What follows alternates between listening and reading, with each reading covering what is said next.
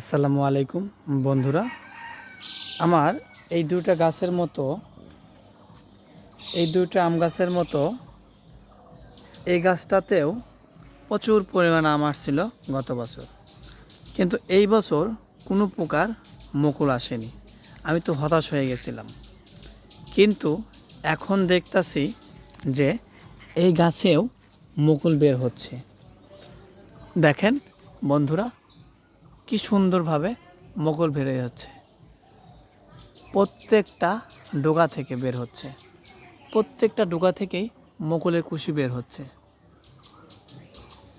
ওইগুলোতে আম আছে, এখন আম পেকে যাবে।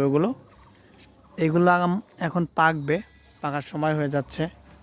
দেখেন কত সুন্দর সুন্দর আম থোকায় থোকায় ধরে আছে। সাইজটা দেখছেন, একদম ফ্রেশ,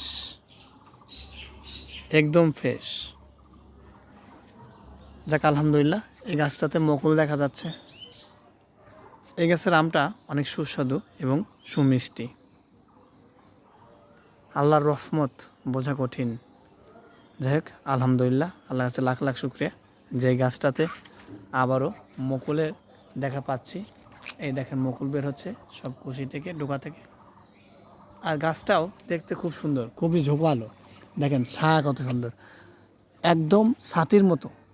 গাছটা একদম ছাতির মতো, একদম ছাতির মতো। উপরের দিকে ডাল নাই, সরে গেছে, পুরোপুরি সরে গেছে উপরের দিক থেকে।